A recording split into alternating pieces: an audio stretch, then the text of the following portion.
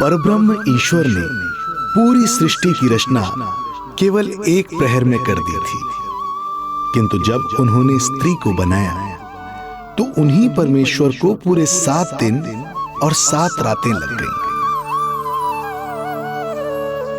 क्योंकि उन्हें स्त्री के व्यक्तित्व में मां बनने की अद्भुत क्षमता का निर्माण करना था, जो अपने तन को असहनीय पीड़ा देकर उसमें से एक नए जीव को जन्म देती है, जो अपने रक्त को दूध बनाकर अपनी संतान का पोषण करती है। वो एक मां ही होती है।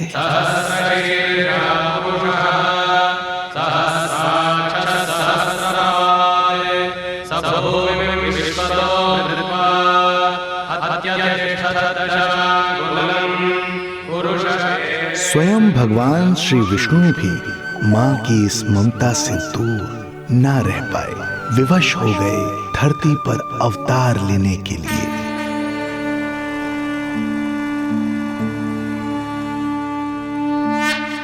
शांताकारं भुजगशयनं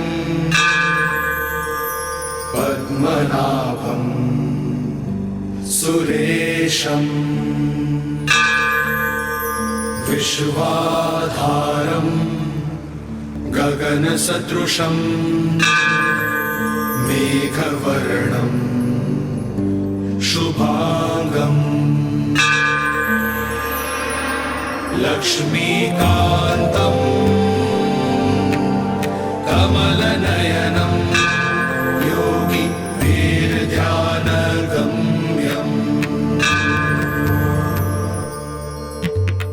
वन्दे विष्णुं भवभयहरं सर्वलोकैकनाथं वन्दे विष्णुं भवभयहरं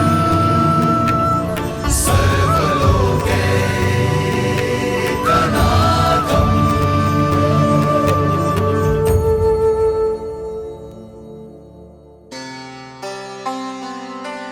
प्रणाम प्रभु। प्रणाम प्रणाम माता।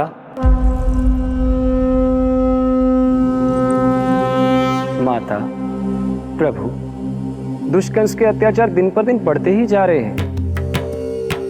पृथ्वी की शांति नष्ट हो रही है प्रभु, और मैं देवराज इंद्र होकर भी कुछ नहीं कर पा रहा हूँ। आपके प्रताप से मैं भूमि अनंत काल से समस्त विश्व का भार उठा रही हूँ, किंतु प्रभु अब दुष्टता इतनी बढ़ चुकी है कि मैं सहन नहीं कर पा रही हूँ। अब दया कीजिए प्रभु, इससे पहले कि मैं बुराई के इस असीम भार के नीचे दबकर ब्रह्मांड की अतल गहराइयों में खो जाऊं, मेरी सहायता कीजिए प्रभु। आंखें खोलिए प्रभु, आंखें खोलिए।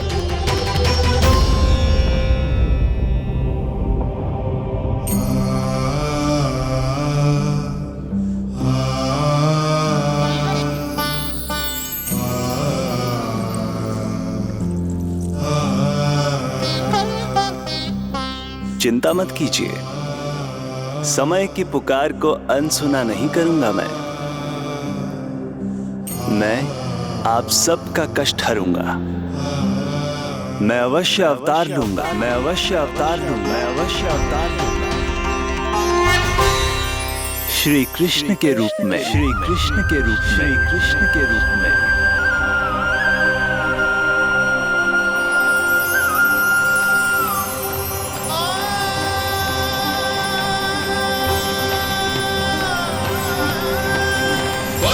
वसुदेवसुतं देवं कंसचाणूरमर्दनम्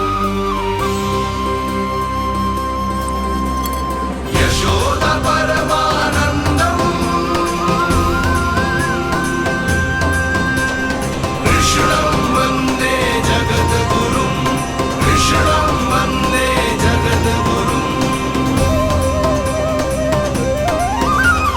वसुदेव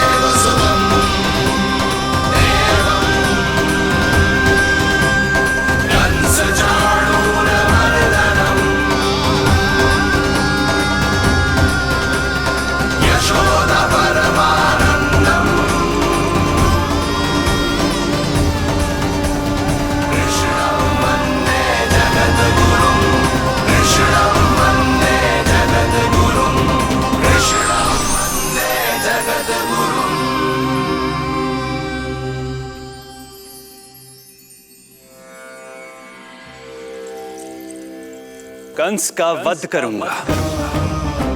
ऐसी परिस्थितियां उत्पन्न करूंगा जिनके कारण इस काल का सबसे बड़ा युद्ध होगा। कुरुक्षेत्र के मैदान में मैं सभी अत्याचारियों को एक साथ समाप्त करूंगा। और इस प्रकार मैं भूमि देवी का भार अवश्य हल्का करूंगा। मैं धन्य हुई प्रभु। हम धन्य हुए प्रभु। किंतु ये सब मेरे अगले अवतार के प्रमुख कारण नहीं है। तो फिर प्रभु? मेरे अगले अवतार का सर्वप्रथम और सर्व प्रमुख कारण है मां के अलौकिक प्रेम का अनुभव करना। मैं मां की ममता के सभी रूपों का आनंद लेना चाहता हूं। उसके हाथों से भोजन करना, उसके अंग से लिपट जाना, लोरियां सुनना, संसार के सभी संकटों से सुरक्षित उसकी गोद में सोना, उसे मां मां कहकर पुकारना, सांसारिक विषयों के बारे में उससे जानना,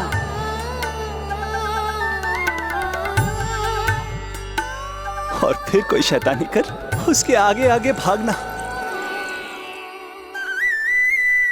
उससे डांट खाना और फिर उसे मनाने के लिए क्षमा मांगना।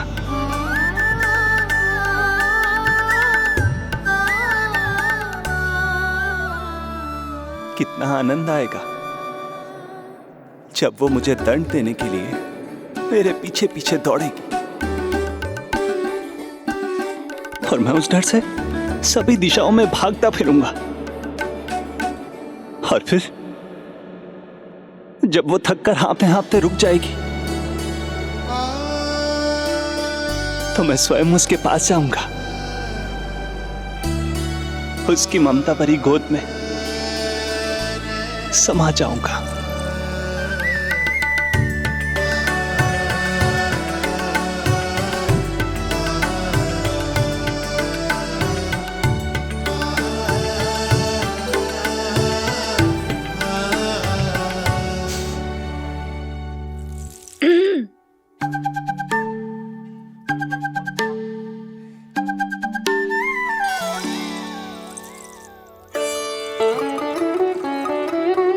प्रभु, एक प्रश्न है।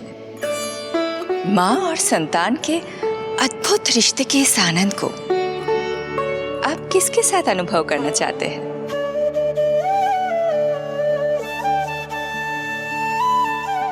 प्रभु, कौन है वो सौभाग्यशाली महिला जिन्हें आपने अपनी माँ के रूप में चुना है? वो महिला है यशोदा। यशोदा।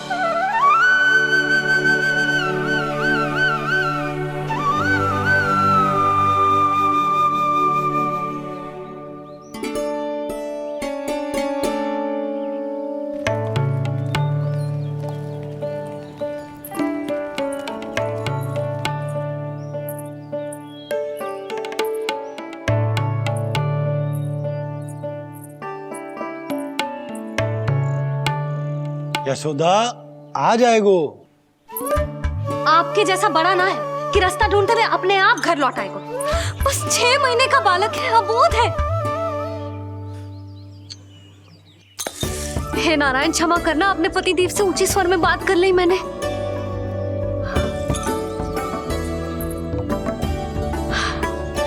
किसी को भी बुद्धि ना है पूरे गोकुल में के नंद जी का बालक खो गयो है, सुबह सुबह घर से भाग गयो है। किसी को ना पड़ी है कि उसे ढूंढे लेकर आए। यही सम्मान देते हैं वे गोकुल के राजा को। हे भगवान, ना जाने मेरा बच्चा कहाँ होगो, कैसा होगो।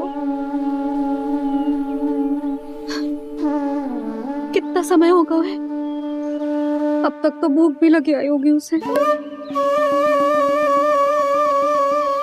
आप क्यों रुक गए? आप खाओ। हाँ हाँ, आप खाओ, आनंद से खाओ। आपको तो कुछ चिंता ही ना है। माँ ही तड़पती है अपनी संतान के लिए।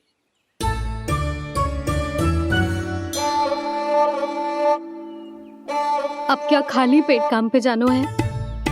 क्या कहेंगे सब कि यशोदा अपने पति को भूखा रखे? ना ना, आप खाओ, खाओ ना।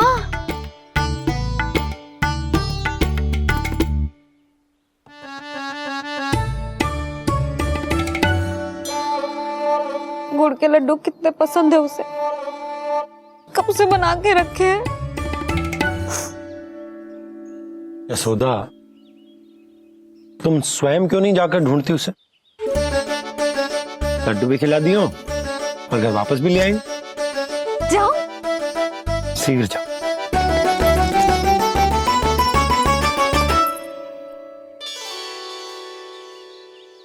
किंतु आप तो खाना खा रहे हो ना पतिदेव?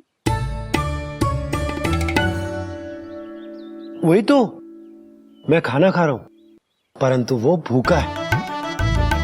तुम जाओ। वो तो भूखा है।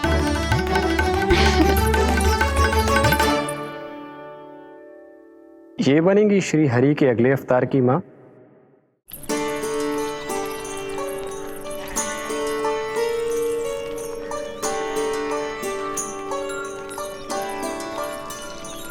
मेरे बच्चे को देखो है ना।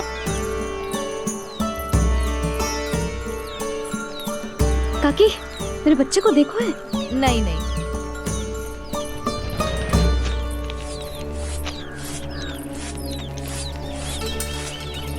सुमति, मेरे बच्चे को देखो है क्या कहीं? नहीं तो। ना देखो। जानकी, प्रभावती, मेरे बच्चे को देखो है कहीं?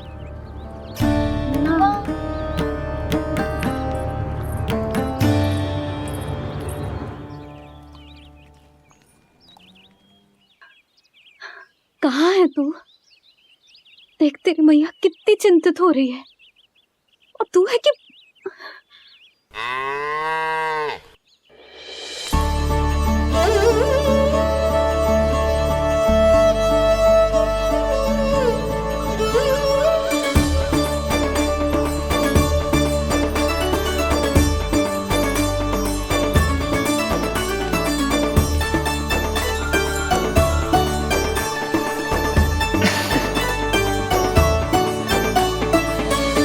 हाँ, अभी तक मैया यशोदा का लाडला यही है, 6 माह का बछड़ा। इसी पर ये अपनी सारी ममता न्योछावर करती हैं। तो फिर भाग गो। प्रतिदिन का काम होगा है तेरा। मैंने कही थी ना, मेरे बिना, अपनी मैया के बिना कहीं ना जानो है। ये संसार कितना भयानक है, कुछ मालूम है तुझे? दुष्ट भरे पड़े चारों ओर। वाह, दुनिया की अनोखी मैया और उसका अनोखा बालक, जो कि बालक है ही ना, गाय का बछड़ा है।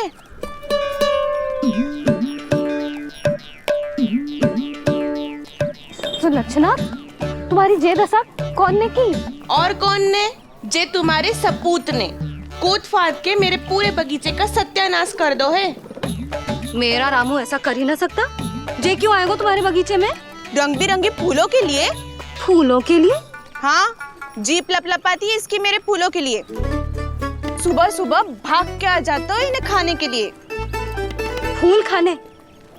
सुलक्षणा, तुम्हें कछु वहम हुआ है। जे मेरा रामू है, जे फूल वूल क्यों खाएगो भला?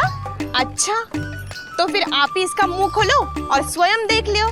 हाँ तो ठीक है, असत्य के पैर ना होते जो अभी सिद्ध हो जाए वो।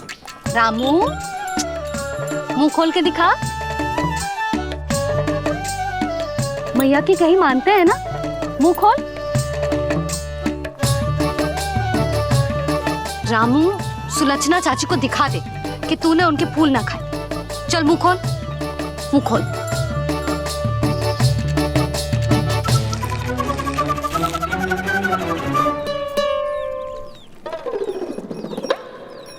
हाँ हाँ देख लो, इसने कुछ ना खाया है। हाँ हम चल रहे हैं। अरे पर मुझे भी तो देख लेने दो। सुलक्षणा, मैं नंद देव की पत्नी हूँ, तुम्हें क्या लगता है मैं असत्य बोलूंगी? ना ना जशोदा जी, लेकिन आप तो सिद्ध करने वाली थी ना। हाँ? हो तो गए हो सिद्ध। चल रामू, देर हो रही। अरे अरे वैसे रामू जी बहुत बुरी बात है, नंद जी का बालक चोरी कर दो। छी, जो अपनी वस्तु ना है उसे छूते भी ना है, समझ आई? जे करूंगी सुलक्षणा के यहाँ भरी टोकरी बेसन के लड्डू भिजवा दूंगी, प्रसन्न हो जाएगी। ये तो बड़ी चतुर है प्रभु। हाँ प्रभु, और जीवट भी है इनमें। बस यही देखा आप सबने? क्या आपने एक मां की चिंता नहीं देखी? प्रत्येक मूल्य पर अपनी संतान की रक्षा करने का स्वभाव नहीं देखा? या फिर असत्य भाषण करने पर अपनी भूल सुधारने की व्यग्रता नहीं देखी? कोई बात नहीं, मैं बताता हूं यशोदा क्या है। यशोदा पवित्रता की प्रतिमूर्ति है, विश्वास का आधार सुरक्षा की भावना है, ममता का मूर्त रूप है वो, वात्सल्य की गंगा है, भावनाओं का बहता हुआ निर्झर है। यशोदा अपने आप में परिपूर्ण है। यशोदा मां है। प्रभु, मां यशोदा निश्चित ही अद्भुत है। जिनके यहाँ आप पुत्र बनकर जाना चाहते हैं, उन्हें तो असाधारण होना ही है। किंतु प्रभु, आपके दिए हुए वचन के अनुसार आपको देवी देवकी का पुत्र बनकर जाना है, तो फिर आप एक ही जन्म में दोनों माताओं के पुत्र कैसे बन सकते हैं? आपका प्रश्न उचित है इंद्रदेव।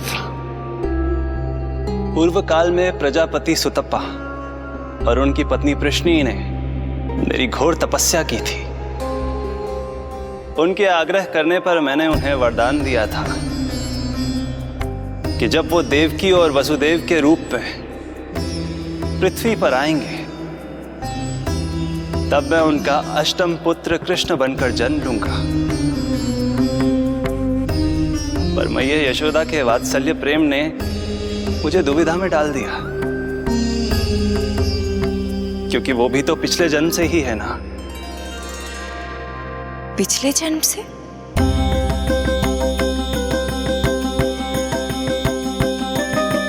पिछले जन्म में मैया यशोदा 8 वसुओं में से एक श्री द्रोण की पत्नी धरा थी।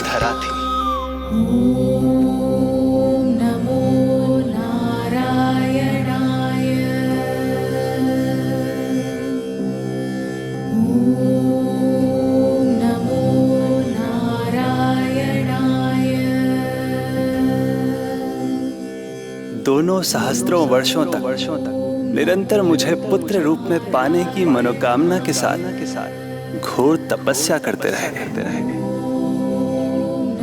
अपने तप में वो दोनों इतने लीन थे कि प्रकृति की कोई भी शक्ति उनका ध्यान भंग नहीं कर पाई। किंतु फिर एक दिन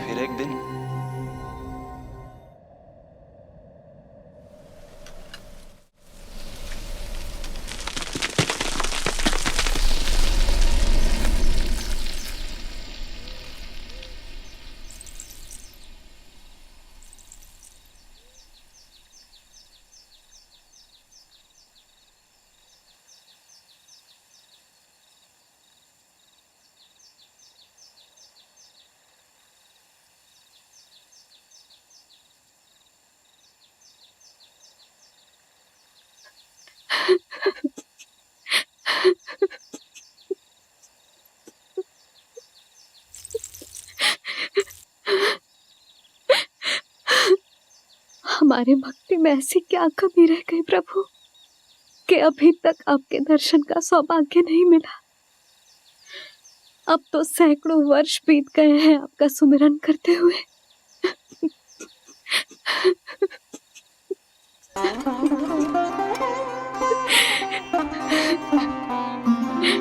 साचा सुमिरन सबसे हरि का, साचा है हरि नाम। साचा सुमिरन सबसे हरि का, साचा है हरि नाम। जिनकी कृपा से बन जाते हैं सबके बिगड़े काम, सबके बिगड़े काम। साचा सुमिरन सबसे हरि का, साचा है हरि नाम। आतुर है आंचल का उपवन, सुनने को पैजनियां छुन छुन। मधुर मधुर तुतलाती बोली, खेले संग संग आँख में चोली। मेरे मुख पे भी दे दो प्रभु ममता भरी मुस्कान। साचा सुमिरन सबसे हरि का, साचा है हरि नाम। भक्त बिना भगवान है जैसे, माता बिन संतान के वैसे। हरि बिन मेरा जीवन सूना, भगवान लाज मेरी रख लो ना। भगवान लाज मेरी रख लो ना।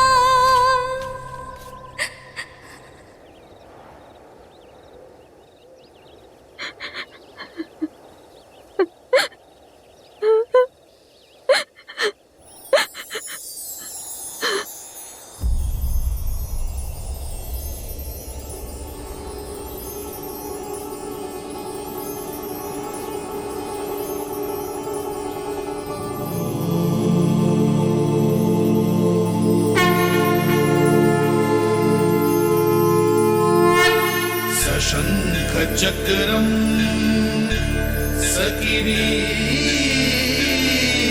कुंडलम सपीत वस्त्रम सरसीरुहेक्षणम सहार वक्षस्थलशोभिकौस्तुभम नमामि विष्णु शिरसा चतुर्भुजम्।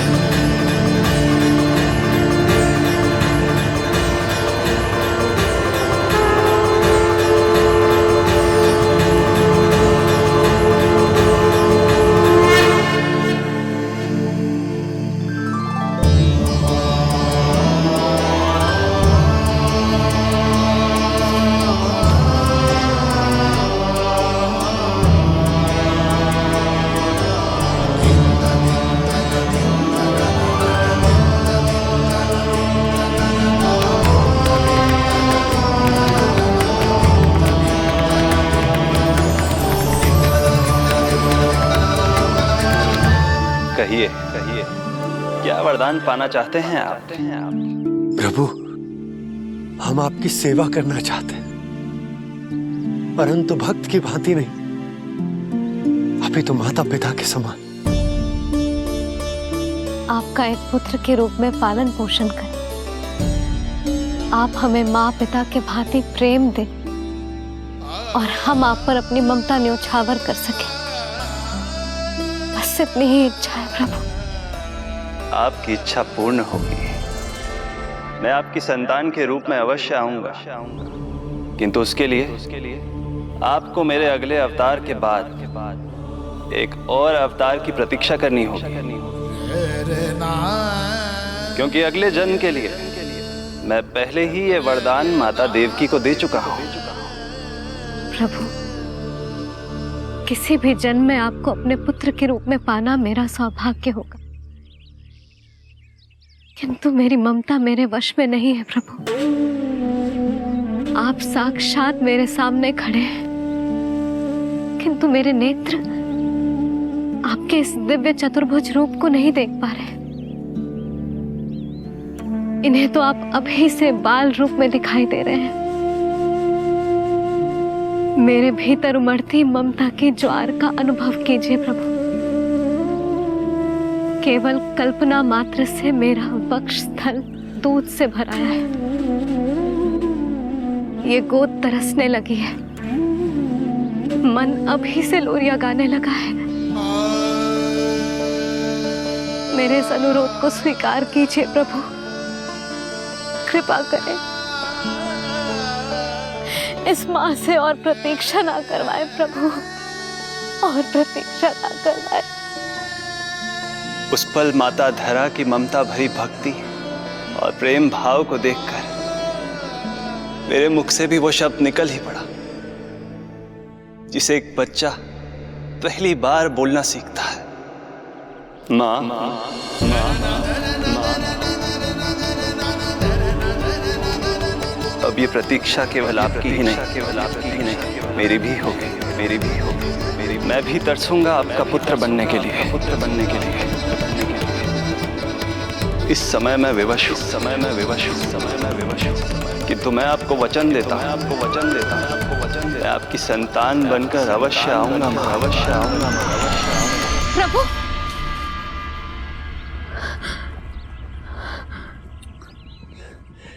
धरा, भगवान ने हमारी पुकार सुन ली। वरदान तो सभी भक्तों को मिलता है, परंतु हमें तो हरि का वचन मिला है। वो आएंगे, अवश्य आएंगे। अब हमें केवल उस शुभ दिन की प्रतीक्षा करनी है। अब और प्रतीक्षा नहीं होगी मुझसे।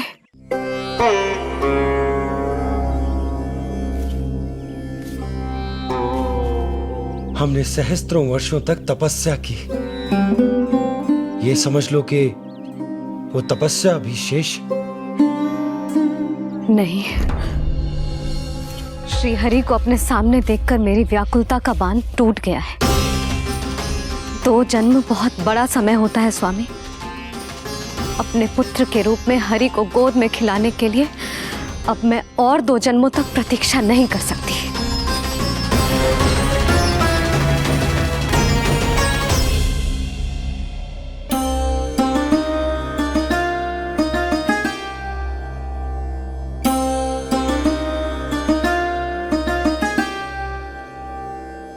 व्यर्थ हरि बिन जग ये सारा, व्यर्थ हरि बिन जीवन धारा। पूजन वंदन व्यर्थ हरि बिन, व्यर्थ धरार जीवन धारा। वरुण देव विनती सुन लीजिए, तन मेरा निर्जल कर दीजिए। हरि के बिन सारा जल तन का सागर सा हो गया है खारा। प्रभु, माता धरा की तपस्या का तेज अत्याधिक है। प्रकृति के पंचतत्व, 5 महाभूत इनकी पुकार सुनने के लिए विवश है।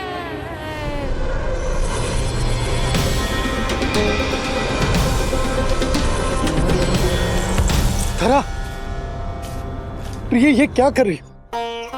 रुक जाओ। जठराग्नि सब दूर ये कर दो,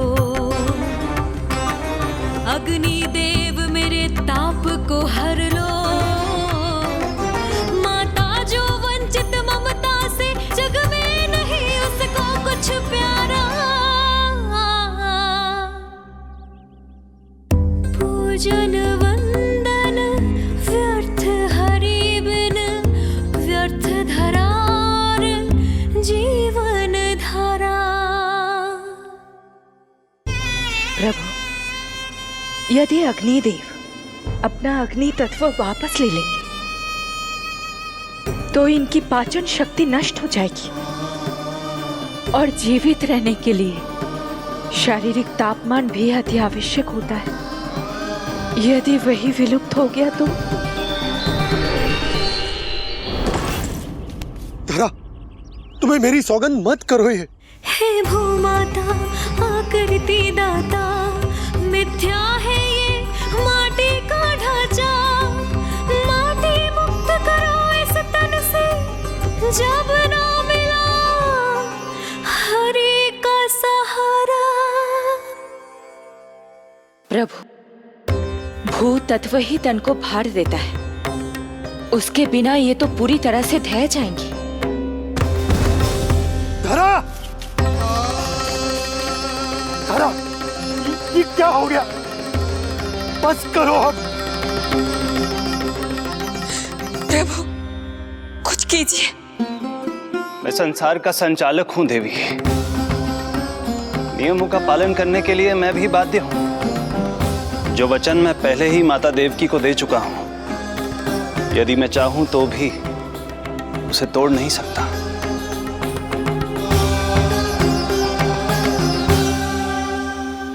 सुख लो आयु सब इस तन की, आस है जो ना शेष है मन की। वायु देव कृपा करो अब ये, रोक दो इन श्वासों की धारा।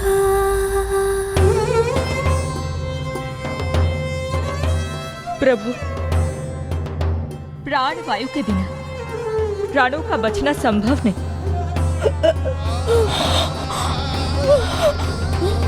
धरा, धरा, धरा, धरा, बस करो अब। क्या तुम अपनी सुध-बुध खो चुकी हो? तुम्हारे प्राणों में मेरे भी प्राण बसते हैं प्रिय। रुक जाओ। हे आकाश देव, तुमको मेरा अंतिम प्रणाम। अंतरात्मा लीन करो मेरी, लेके श्री हरि का नाम।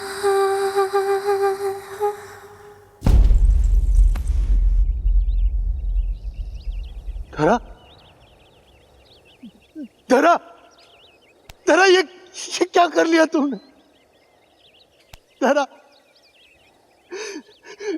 कोई है, कोई है, सहायता कीजिए। धरा, जल, धरा, तुम चिंता मत करना, मैं यही हूं। मैं 2 क्षण में जल लेकर आता हूं।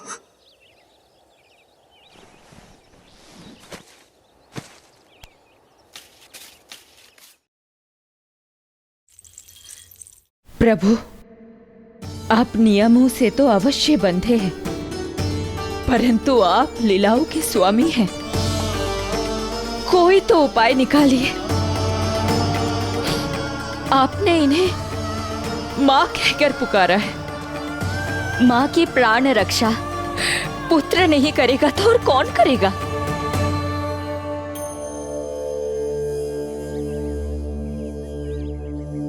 प्रेम ना जिसकी सीमा कोई, ना कोई आया माँ की ममता के आगे विवश हुए भगवान,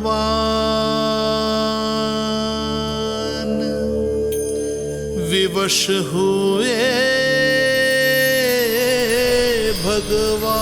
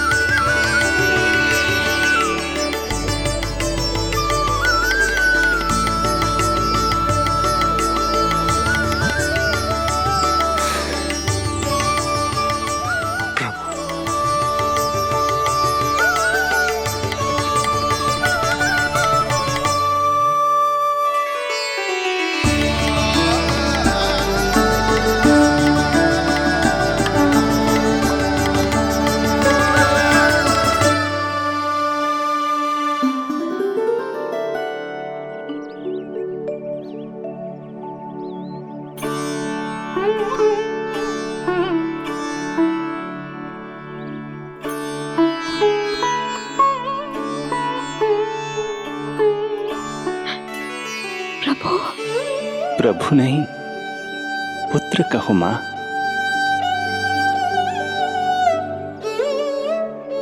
पुत्र, मेरा पुत्र, मेरा पुत्र।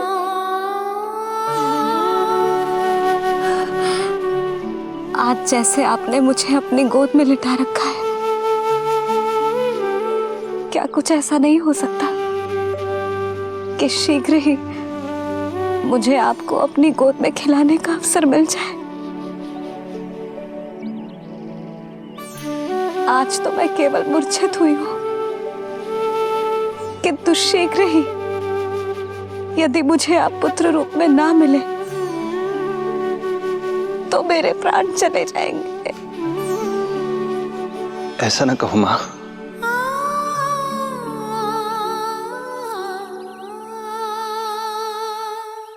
माता देवकी को मैं पहले ही वचन दे चुका हूं, इसलिए विधि के विधान के अनुसार मुझे उन्हीं का पुत्र बनकर जन्म लेना होगा। किंतु आपकी आतुरता का अनुभव करने के बाद अब मैं भी आपका स्नेह पाने से स्वयं को और वंचित नहीं रख सकता। आपने वरदान मांगा था कि आप पुत्र की भांति मेरा पालन पोषण करना चाहती हैं, इसलिए यदि आप उचित समझे तो आप अगले जन्म में ही अपनी इच्छा पूर्ण कर सकती हैं। जिस आयु में संतान को अपनी मां की ममता के आंचल की आवश्यकता सबसे अधिक होती है, उस आयु में अर्थात अपने जन्म के प्रथम दिन से 10 वर्षों तक मैं आपके साथ रहूंगा। किंतु फिर मुझे अपनी जन्म देने वाली मां माता देवकी के पास लौटना होगा। ऐसा करने से मैं उन्हें दिया वचन भी निभा पाऊंगा और आपकी ममता का सौभाग्य भी प्राप्त कर पाऊंगा। यदि आपको स्वीकार हो तो। स्वीकार है प्रभु, सहर्ष स्वीकार है। एक माँ और पुत्र का नाता केवल उसके कोख से जन्म लेने से ही नहीं बनता, ये नाता तो ममता से बनता है। और मैं अपनी ममता आप पर न्यौछावर करने के लिए आतुर हूं। यशोमती मैया के नंद लाला, यशोमती मैया के नंद लाला, यशोमती मैया के नंद लाला, यशोमती मैया के नंद लाला। तो इस प्रकार परमपिता परमेश्वर श्री हरि विष्णु एक ही जन्म में दो दो माताओं का पुत्र बनने के लिए उत्साहित भी थे और भावुक भी। किंतु जगत माता श्री लक्ष्मी और अन्य सभी देवगण ये जानना चाहते थे कि श्री हरि ये अभूतपूर्व कार्य कैसे करेंगे। भगवान बोले, ये सब संभव होगा उसके कारण जो मेरे अगले जन्म की कथा का मुख्य पात्र है, कंस।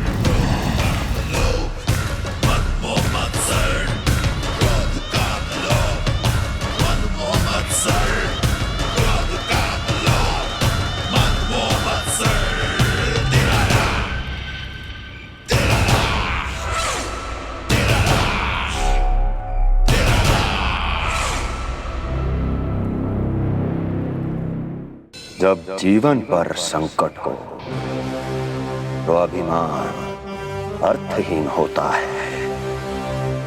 जब प्राणों पर बनाए तो सम्मान स्वाभिमान सब निरर्थक होता है। इन व्यर्थ के मूल्यों को बीच में मत आने दो। और दया उसे तो बिल्कुल नहीं। मार डालो साधु संत ऋषि मुनि स्त्री वृद्ध, चाहे वो नवजात शिशु ही क्यों ना हो। किंतु हाँ, यदि शत्रु भारी पड़ने लगे, पराजय सामने दिखाई देने लगे, तो उसी क्षण शत्रु के पैर पकड़ लो और अपने प्राणों की भिक्षा मांग लो। अहंकार को आड़े मत आने दो। अग्निः शेषम ऋणः शेषम शत्रुः शेषम तथैव च पुनः पुनः प्रवर्धेत तस्मात् शेषम न कार्येत। अर्थात अग्नि की एक भी चिंगारी, ऋण की एक भी मुद्रा और शत्रु की एक भी संतान यदि शेष रह जाए तो शीघ्र ही विकराल रूप धारण कर सकती है। इन सब का समूल नाश ही एकमात्र उपाय है अपनी सुरक्षा का। इसलिए कहता हूं, साम दाम दंड भेद कोई भी युक्ति क्यों ना लगानी पड़े, शत्रु के प्राणों का हरण ही परम उद्देश्य होना चाहिए। छोड़ो मत, फिर चाहे वो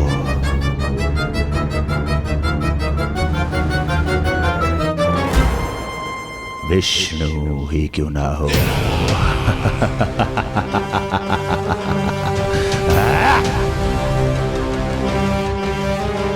यही थी कंस की दिनचर्या। वो प्रतिदिन स्वयं को स्मरण कराता था कि स्वार्थ के लिए किसी भी सीमा को तोड़ने में कुछ अनुचित नहीं है। तभी तो राजगद्दी प्राप्त करने के लिए उसने अपने पिता महाराज उग्रसेन को भी नहीं छोड़ा था। पिताजी,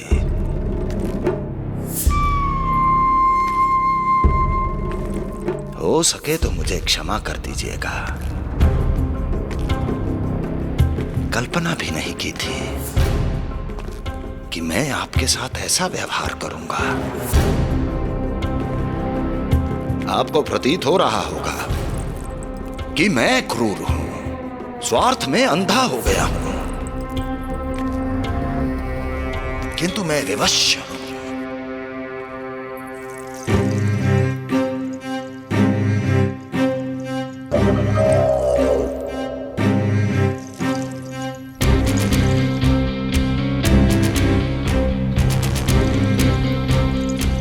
आज से सत्ता का ये भार अब मुझे उठाना पड़ेगा पिताजी,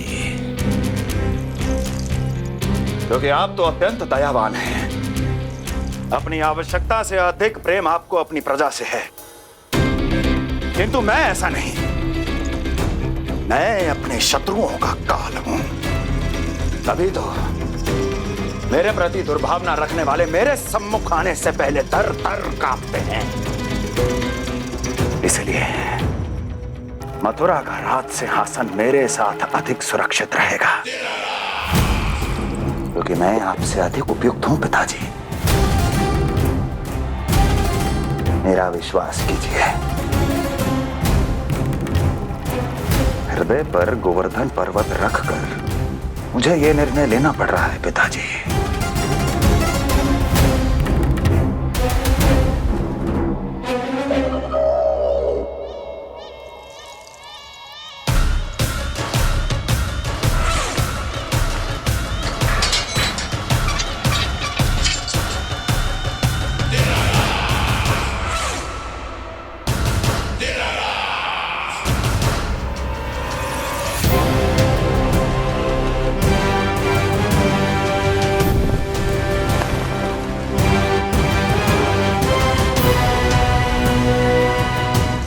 चाबी यमुना में फेंक देना।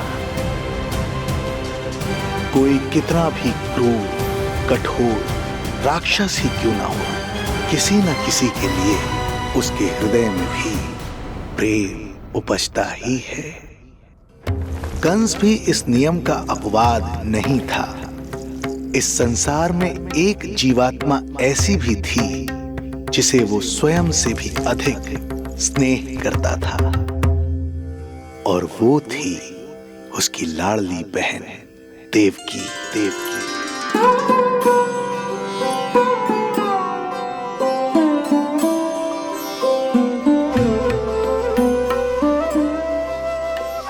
देवकी के लिए कंस एक राजा नहीं, मात्र भाई था, जो अपनी बहन की छोटी सी मुस्कुराहट के लिए आकाश पाताल एक कर सकता था।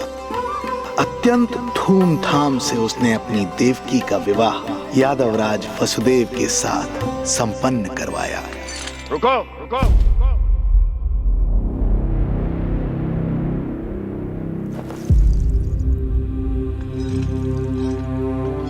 ये आप क्या कर रहे हैं? आप मथुरा नरेश हैं?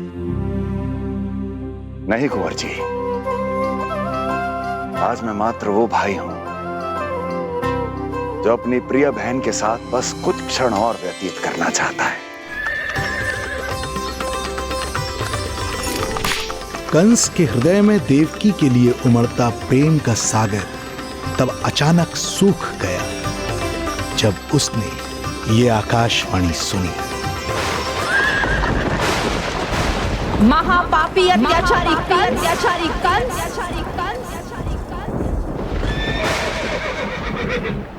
जिस देवकी को तू इतने प्रेम से ससुराल ले जा रहा है, वही तेरे अंत में सहायक होगी। तेरा काल तेरी प्रिय बहन के गर्भ से उसकी 8वीं संतान बनकर जन्म लेगा और तेरा विनाश करेगा, विनाश करेगा, विनाश करेगा।